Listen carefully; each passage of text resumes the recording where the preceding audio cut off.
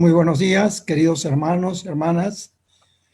Vamos a dirigirnos al Señor en oración en esta mañana. Eterno Dios y Padre nuestro, te damos gracias, Señor, que nos permites dirigirnos a ti y ponernos en tu presencia en todos los lugares de tu señorío. Señor, estamos aquí como iglesia, como esta porción de tu pueblo, en nuestros hogares, en nuestros domicilios, en nuestras casas, y te suplicamos humildemente que tú inclines tu oído a la voz, al clamor, al sentir de esta porción de tus hijos. Señor amado, oramos en primer término hoy por nuestro país. Te suplicamos, Señor, que el día martes pueda haber una reunión que trace los planes y proyectos que sí se pueden hacer hasta el próximo año. Te suplicamos, Señor, que haya un ambiente de entendimiento, buscando en primer lugar el bien del Perú. Pedimos tu bendición sobre el presidente de la República, el primer ministro y todos los ministros de Estado, sobre el Parlamento Nacional, sobre los miembros del Poder Judicial. Y te rogamos, Señor, que todos, ellos y nosotros los ciudadanos, oremos por el Perú y busquemos el bienestar de nuestra patria. Igualmente, Padre, oramos por tu iglesia en toda la redondez de la tierra y especialmente en lugares donde está sufriendo. Tenemos en nuestras mentes y corazones al pueblo del Líbano. Señor, en este momento de tanto sufrimiento te rogamos que ellos reciban la atención tanto de sus vecinos como de otros países, que los hogares reciban tu consuelo y tu paz, y que tu iglesia en ese lugar, Señor, pueda dar un testimonio del amor tuyo, sirviendo a sus prójimos. Padre, los encomendamos a tu gracia. Igualmente, Señor, oramos por los enfermos que tenemos en nuestra congregación, por las personas que nos han pedido oraciones especiales. Tú los conoces a cada uno. Te rogamos que te acerques a ellos y conforme a tu buena voluntad, Señor, a tu propósito que es perfecto, tú los atiendas. Rogamos por tu paz, por la bendición de tu Espíritu con ellos, que te reconozcan como el solo Dios verdadero y a Jesucristo a quien tú has enviado. Padre, en esta mañana te rogamos por nuestra congregación dispersa aquí en la ciudad de Lima, pero unida por tu Espíritu Santo. Sabemos que tú escuchas y sabemos que nos has dado también un ministerio a cumplir. Te rogamos que seamos sensibles y obedientes a la voz de tu Espíritu y de tu palabra. Y que en los días venideros, junto con todo tu pueblo, te demos la gloria y la honra por lo que tú estás haciendo en nuestro país y en el mundo. Oramos en el nombre de Jesucristo y a la gloria de tu santo nombre. Amén. Amén. Gracias, Pastor Pedro, por dirigirnos en oración. Continuamos con el programa. Tenemos la palabra proclamada. La primera cita bíblica se encuentra en Deuteronomio, capítulo 18, versículo del 15 al 19. El Señor tu Dios hará que surja en medio de ti, de entre tus hermanos, un profeta como yo. A él le deberán escuchar, tal y como le pediste al Señor tu Dios el día de la asamblea en Horeb, cuando dijiste, no quiero volver a oír la voz del Señor mi Dios, ni tampoco quiero volver a ver tan impresionante fuego, pues no quiero morir. El Señor me dijo, esto que dicen está muy bien. Voy a hacer que de entre sus hermanos surja un profeta como tú. Pondré mis palabras en sus labios, y él les comunicará todo lo que yo le ordene decir. Pero yo le pediré cuentas a todo el que no atienda las palabras que ese profeta proclame en mi nombre. Hermanos, la segunda lección se encuentra en el Nuevo Testamento, va a estar a cargo del presbítero Reinaldo, quien también tendrá a cargo el mensaje del día de hoy.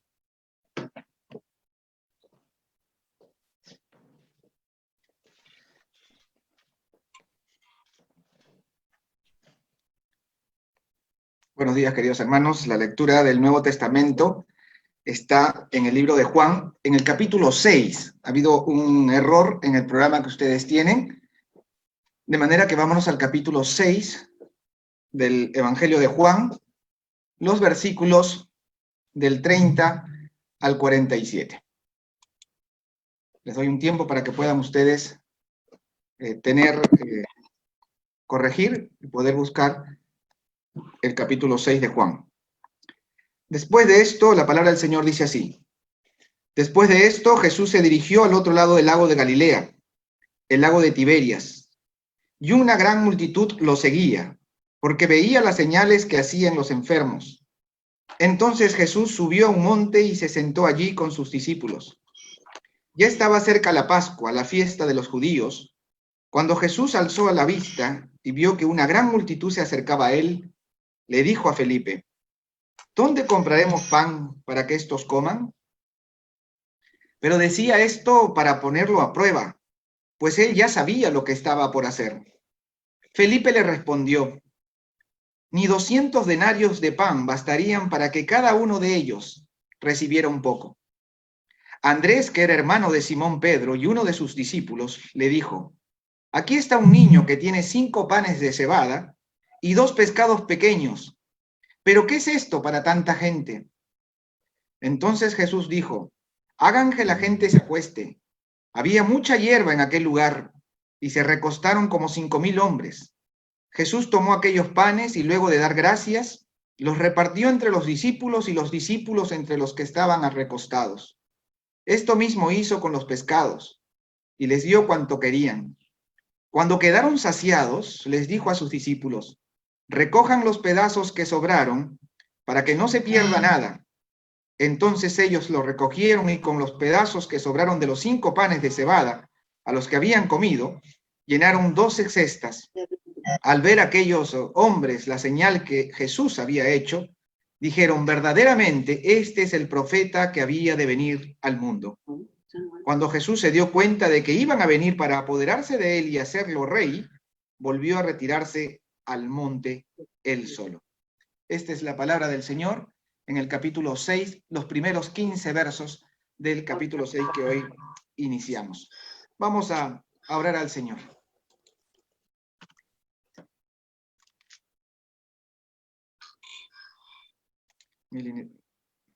Bendito Dios y Padre nuestro, te damos gracias por este tiempo, Señor, por la libertad que gozamos en medio de estas circunstancias de poder leer tu palabra, proclamarla, meditar en ella, Señor, a través también y de llegar a muchos hogares a través de estas tecnologías, Señor, que si las usamos bien y para buenos propósitos pueden servir de gran bendición.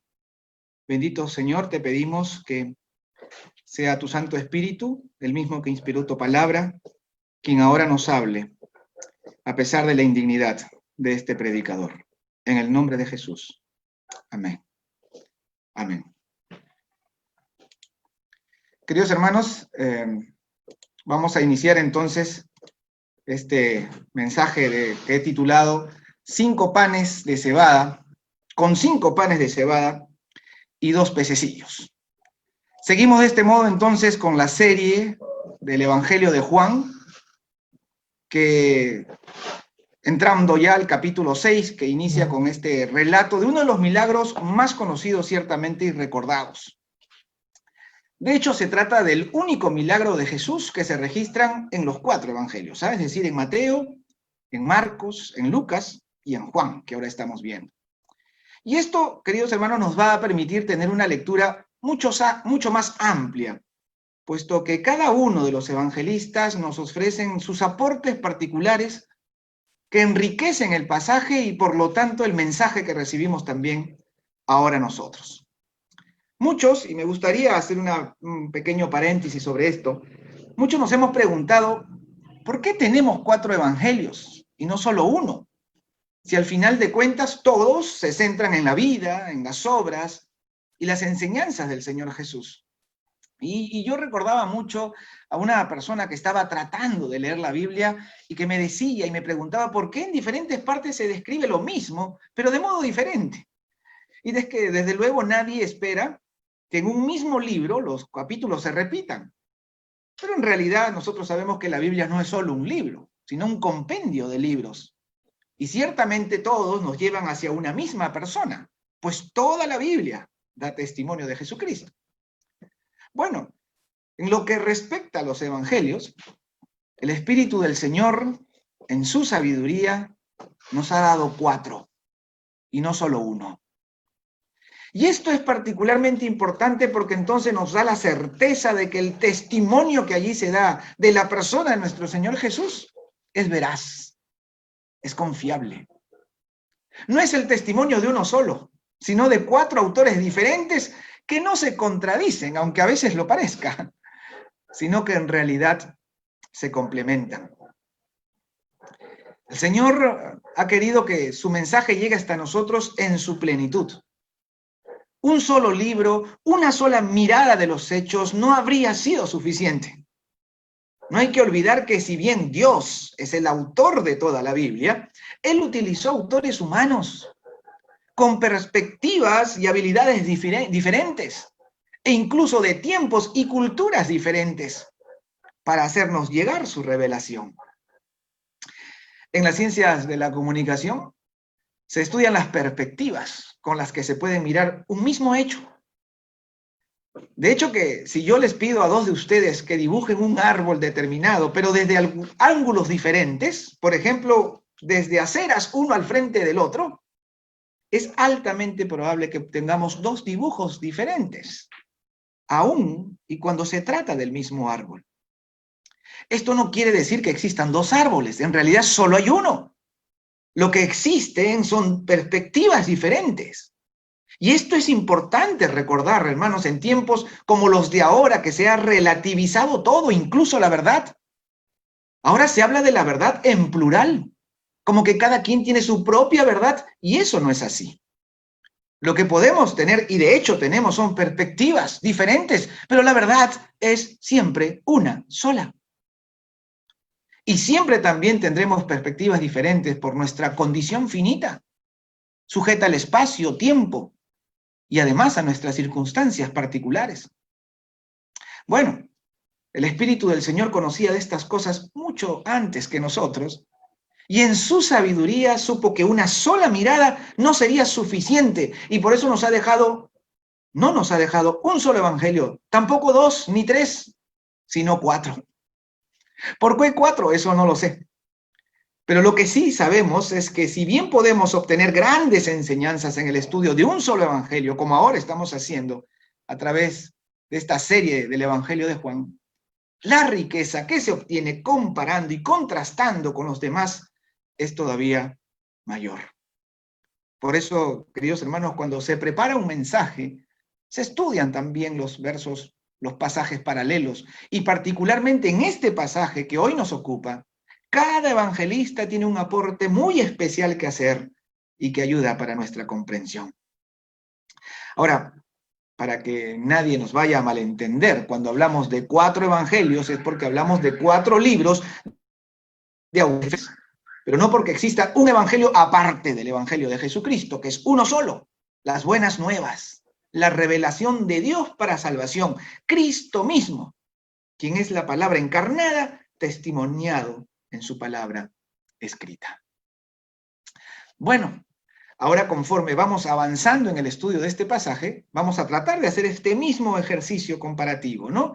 Complementario, más que comparativo. Juan nos introduce entonces al relato de este extraordinario acontecimiento de esta manera. ¿Qué les parece si empezamos a leer nuevamente los primeros 4 versos de este capítulo 6 del Evangelio de Juan? Después de esto, dice Juan, Jesús fue al otro lado del mar de Galilea, el de Tiberias, y le seguía gran multitud porque veían las señales que hacía en los enfermos. Entonces subió Jesús al monte y se sentó allí con sus discípulos, y estaba cerca la Pascua, la fiesta de los judíos. Solo hasta allí.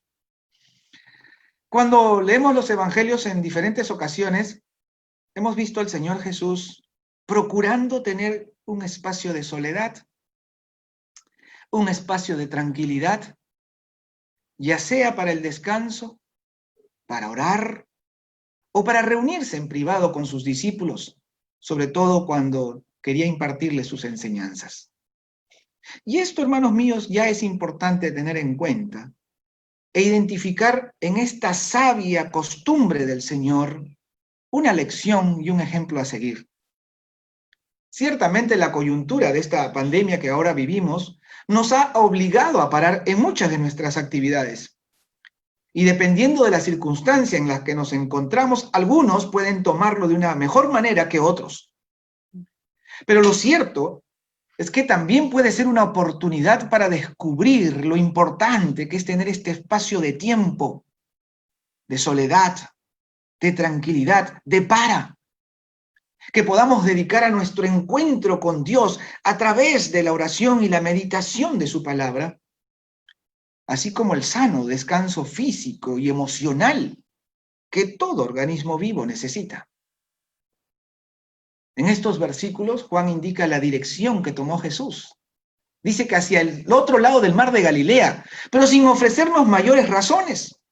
Los evangelios sinópticos, en cambio, sí nos hacen ciertas precisiones al respecto. Por ejemplo, Marcos inició el relato de este acontecimiento precisando que los apóstoles se juntaron con Jesús para contarle lo que habían hecho durante una misión a la cual habían sido enviados por el Señor. Esto lo pueden encontrar ustedes en los versos 30 y 31, también del capítulo 6 del Evangelio de Marcos. El verso 31 de Marcos, del capítulo 6 de Marcos, dice: vengan conmigo ustedes solos. La invitación es solo a los discípulos, a los apóstoles, solo ustedes, vengan a un lugar apartado y descansen un poco. Y es que tanta gente, dice el verso 31, iba y venía que ellos no tenían tiempo ni para comer. Estos versos de Marcos nos describen mejor la situación. Después de haber cumplido con la misión encomendada por el Señor, los discípulos vuelven a su encuentro con Jesús y se reúnen con él con el propósito de compartirle todo lo que habían hecho, todo y cuanto habían enseñado.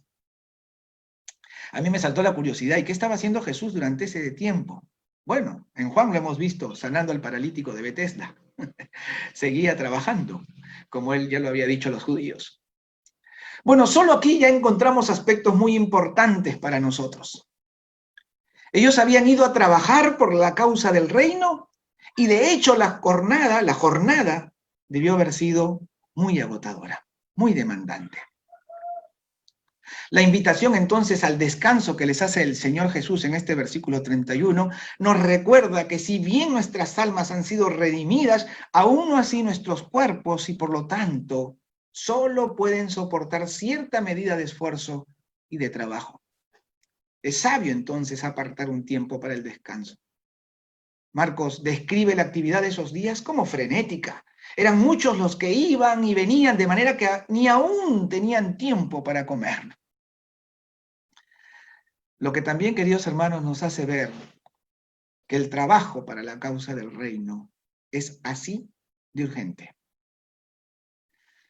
Y la pregunta que tenemos que hacernos, hermanos míos, en medio de esta situación que estamos viviendo, es si acaso tenemos la misma urgencia que tuvo Jesús y sus discípulos en llevar las buenas nuevas a la gente. La situación de hoy no tiene que atarnos de las manos, no. Por el contrario, creo que se abren muchas oportunidades para compartir el Evangelio. Mucha gente en este momento está buscando una respuesta a una serie de situaciones que aquejan, atemorizan o duelen. Pero también mucha gente podría descubrir lo generoso que el Señor es con ellos. Pero para todo eso necesitamos estar atentos y activos para hablar con las personas, para oírlas, para asistirlas, para ir por ellas. Puede ser que aún y cuando la situación nos ha obligado a parar, sigamos ensimismados, mirándonos siempre solo a nosotros mismos y no mirando la necesidad del prójimo, que está allí ante los ojos, expuesta ante los ojos de todos. Creo que fue en un encuentro de oración que el hermano Germán se preguntaba, ¿qué habría hecho Pablo con Internet? De verdad que es difícil imaginar lo que habría hecho este hombre, de haber sido un hombre de este tiempo, desde luego, y con esta tecnología, ¿no? Bueno, ahora mismo el mundo necesita una palabra de esperanza. Y no estoy seguro si acaso estamos respondiendo a esa necesidad como iglesia dispersa, como iglesia doméstica. Cada cristiano, querido hermano, cada cristiano tiene una responsabilidad misionera y pastoral con su entorno que no debe olvidar ni descuidar. Bueno, entonces volviendo con el texto de Marcos, vemos que hay dos extremos en los que se puede caer. En un activismo que supere nuestras reales posibilidades y que afecte finalmente nuestra salud. Y de otro lado, de retirarnos tanto que perdamos la comunión con la gente, olvidando que el Señor estuvo siempre cerca y entre la gente. Y en medio de esta pandemia hay formas que nos permiten seguir en contacto con la gente. Pero aquí hay algo más que no debemos perder de vista. Los discípulos reciben esta invitación del Señor a buscar un lugar de descanso porque los discípulos tenían mucho que hablar con Él, mucho que contarle. El texto de Marcos dice que se juntaron con Jesús y le contaron todo. Y entonces la pregunta que se me vino a la mente es, ¿cuántas veces le contamos todo al Señor? ¿Qué tiempo disponemos para hablar con Él a través de la oración? Pero hablar con Él, porque otra cosa que aquí podemos ver es que la oración no es solo una lista de peticiones, es también un diálogo donde podemos compartirle al Señor mucho más que una petición, y desde luego no porque el Señor no lo sepa, pero sí porque los bendecidos con ese momento somos nosotros. El Señor sí le escucha, querido hermano. El Señor tiene interés en nosotros y en las cosas que son importantes para nosotros. A veces podemos sentirnos que no somos escuchados, que a nadie le importan nuestros asuntos, pero al Señor sí. Amén. Bueno, volvamos a Juan. Vamos a los versos entonces del 5 al 7, nos quedamos en el 4. La palabra del Señor dice así: cuando alzó Jesús los ojos y vio que había venido a él gran multitud, dijo a Felipe: ¿de dónde compraremos pan para que coman estos? Pero esto decía para probarle, porque él sabía lo que había de hacer. Felipe le respondió: 200 denarios de pan no bastarían para que cada uno de ellos tomase un poco. Hermanos míos, podemos hacer un ejercicio de imaginación para imaginar esta situación. Cuando el Señor y los discípulos esperaban tener un tiempo de descanso, como nos ha dicho Marcos, de diálogo, de enseñanza seguro, toda esa gente aparece. Pero los evangelios sinópticos sabemos que Jesús atendió sus necesidades, les predicó e hizo muchos milagros y sanaciones entre ellos. Bueno, aquí tienen a toda esta multitud. El versículo 10 del capítulo 6 de Juan dice que eran como 5,000 varones. Esta vez es por Mateo, que en su evangelio nos precisa que este número no consideraba ni a las mujeres ni a los niños, que también estaban allí. ¿Cuántos serían entonces? No lo sabemos con precisión, pero podrían duplicar o triplicar este número. Además, Juan nos ha dicho que estaba cerca del día de la Pascua, lo cual sabemos atraía a miles de personas de todas partes hasta la ciudad. Todos muchos estarían en camino, entonces estamos hablando de miles de personas y dada la hora del día, no tenían que comer en ese momento. Los otros evangelios nos ofrecen parte del diálogo que se produce por este asunto entre Jesús y sus discípulos, pero Juan identifica a los discípulos involucrados en el diálogo y señala que Jesús dirige la pregunta a Felipe. Es interesante que la pregunta vaya dirigida a Felipe, teniendo en cuenta que este era original de la zona. Por lo tanto, tendría alguna noción de cómo resolver este asunto. Pero en realidad no era lo que buscaba el Señor.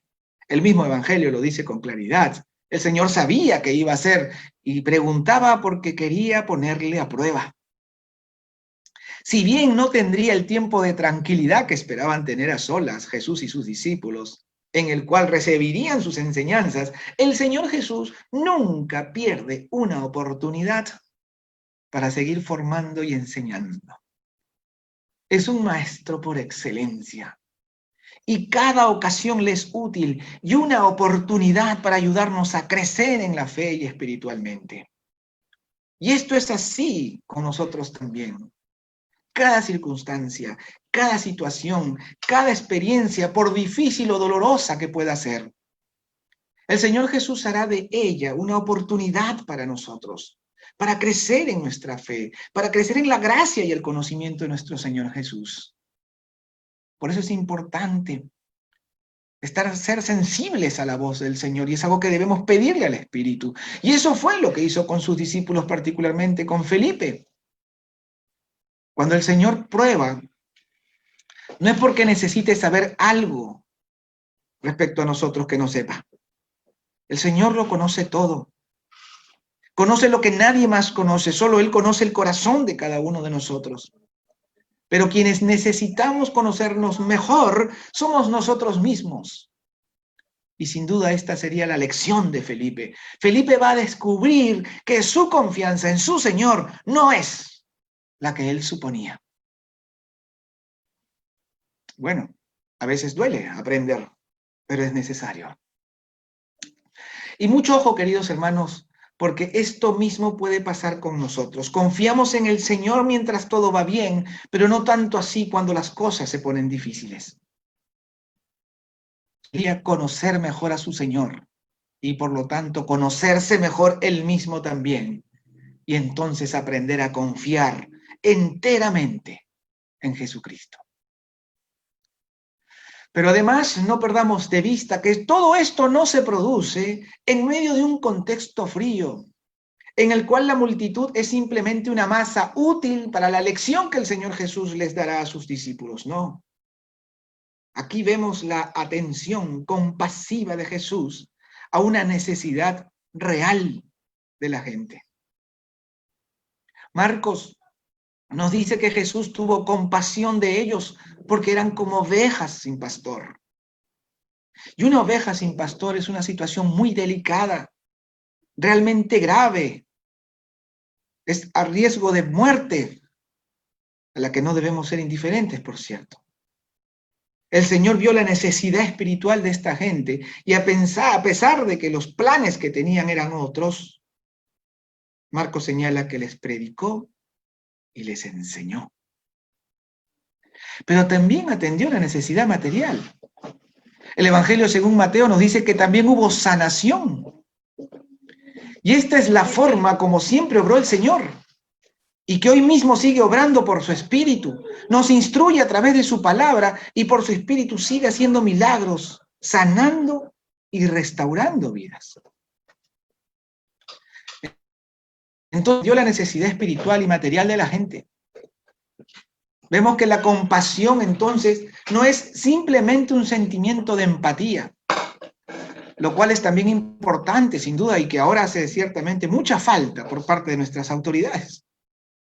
Pero lo que muestra aquí el Señor es que la compasión debe llevarnos a la acción.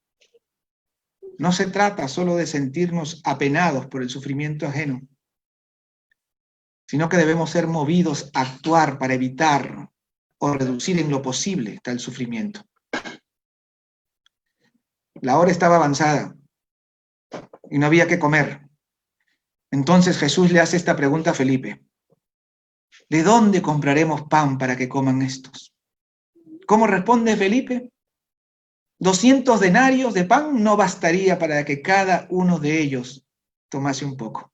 Es decir, Felipe resolvió darle clases de matemáticas al Señor. ¿Ah?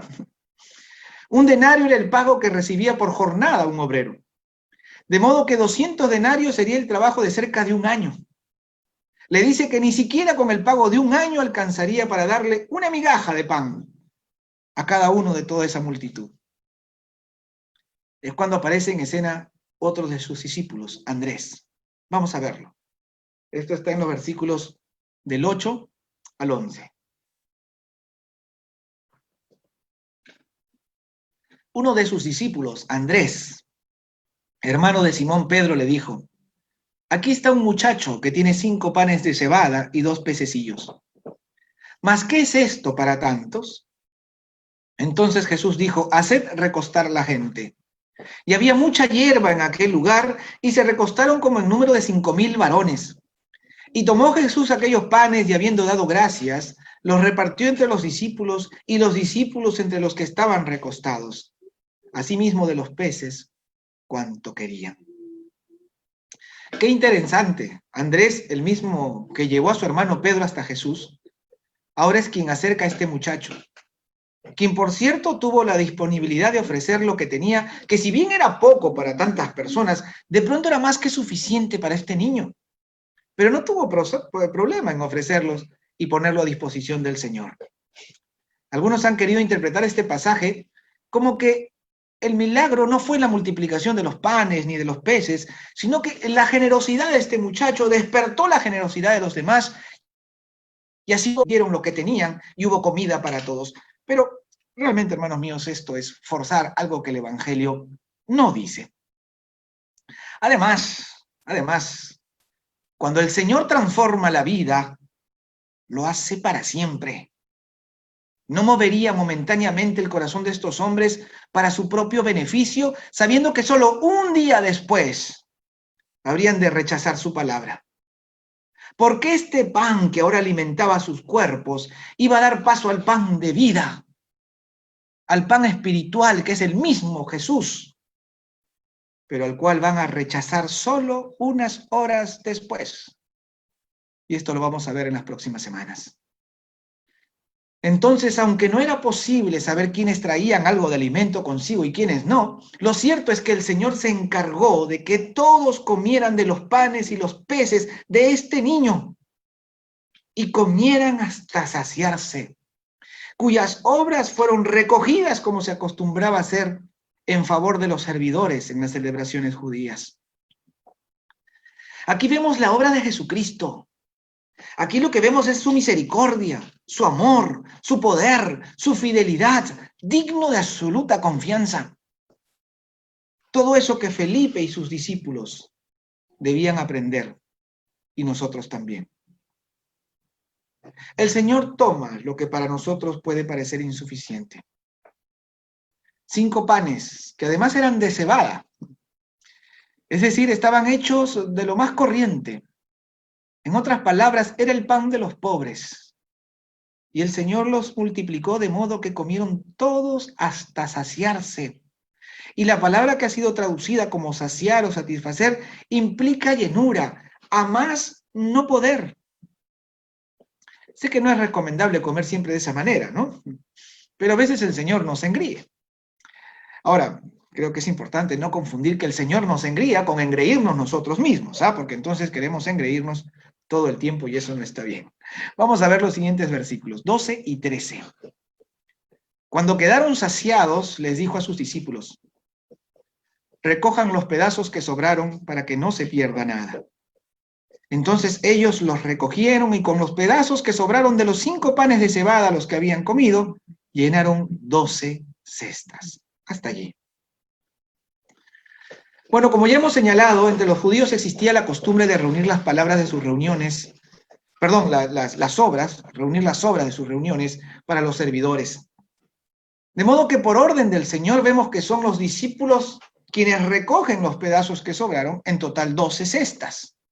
No sé si sería una para cada uno, pero tendrían lo suficiente. Este trabajo de repartir los panes tampoco debe haber sido un asunto sencillo, eran varios miles. Que el Señor lo ordene, lo disponga, a pesar de ser una costumbre judía, como repito, nos da también ciertas lecciones.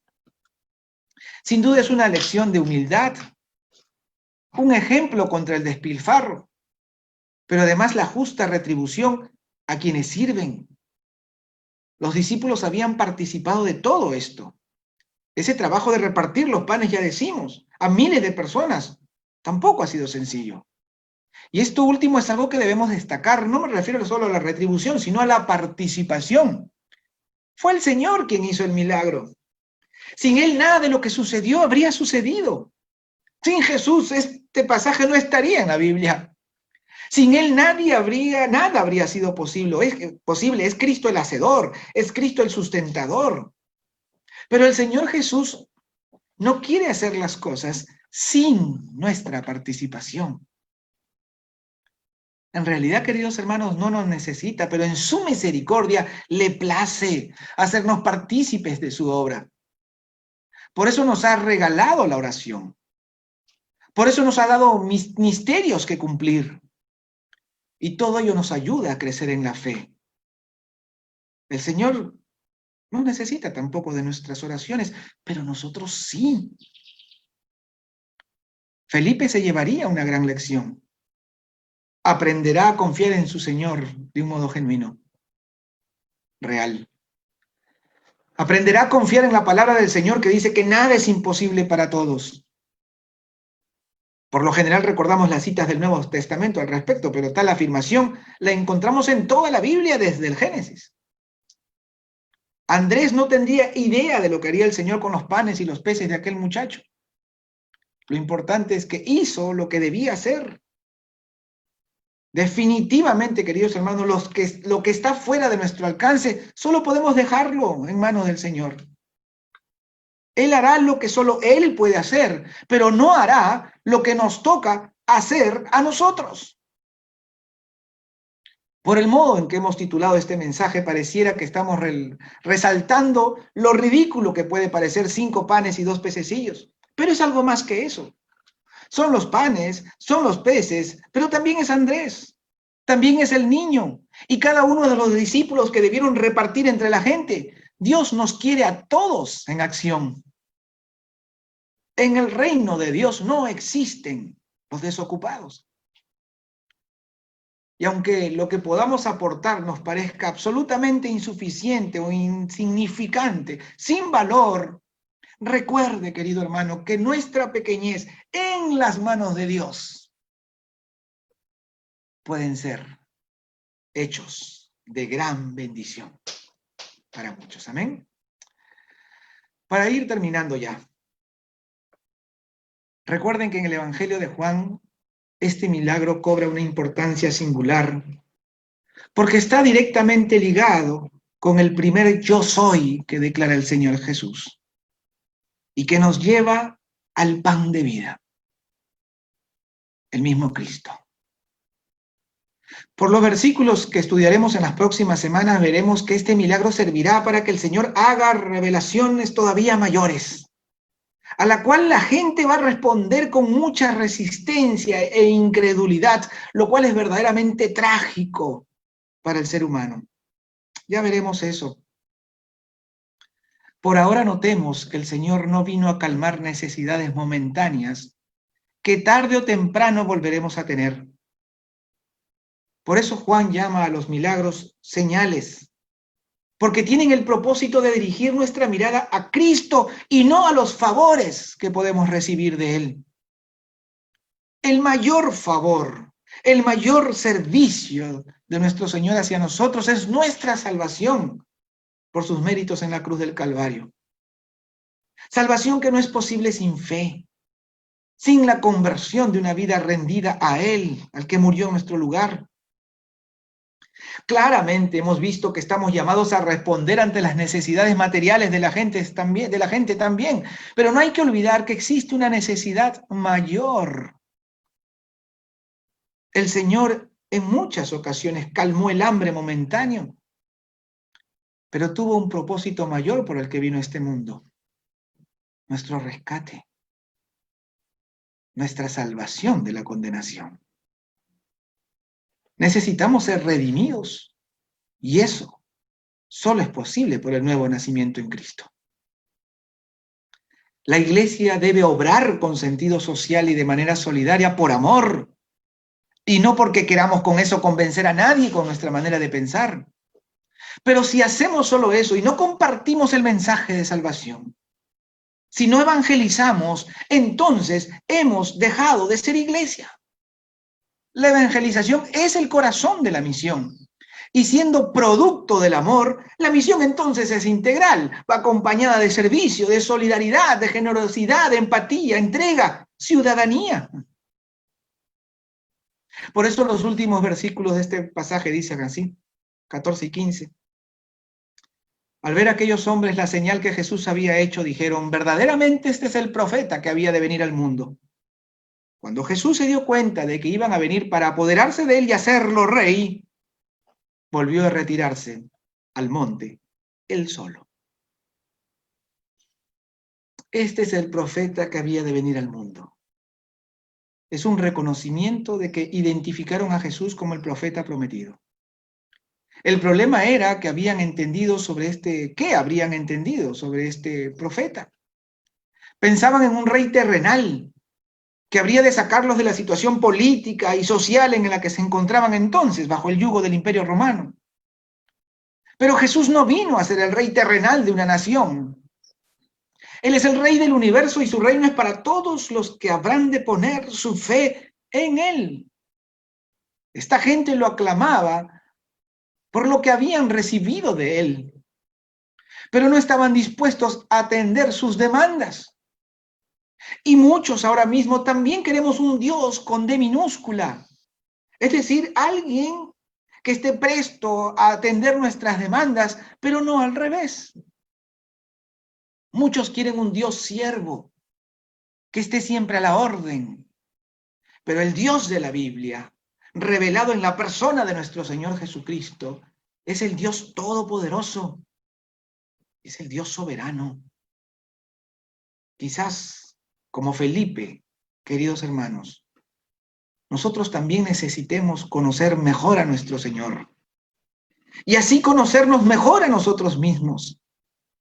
Y si hasta ahora hemos honrado a un Dios o adorado a un Dios siervo, es preciso que nos acerquemos con humildad al Dios vivo y verdadero, soberano, revelado en la persona de nuestro Señor Jesucristo, de cual su palabra da testimonio, que no ofrece satisfacer nuestros deseos, no todos, pero sí su perdón, sí salvación y vida eterna.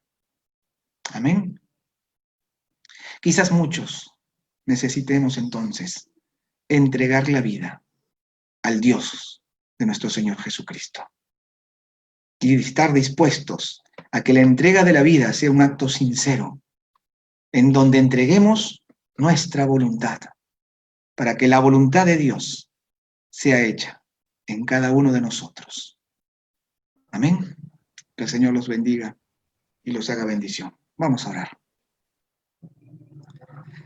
Bendito Dios y Padre nuestro, una vez más te damos gracias, Señor, por esta oportunidad que tenemos de compartir tu palabra.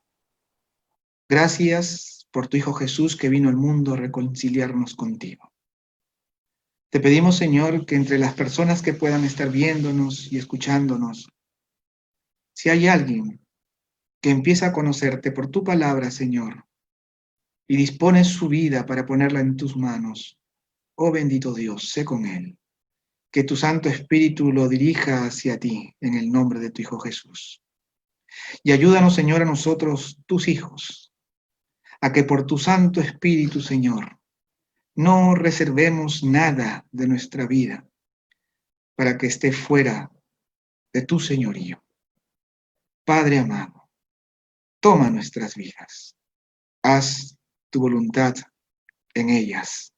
Permite que seamos sensibles a tu voz y que no nos resistamos, Señor, sino que tengamos la confianza de que por tu amor para tus hijos todas las cosas, por incomprensibles que puedan resultar también, nos vienen a bien para nuestra salvación, para nuestro crecimiento en la fe, en la gracia y en el conocimiento de tu Hijo Jesús, en cuyo nombre oramos. Amén. Amén.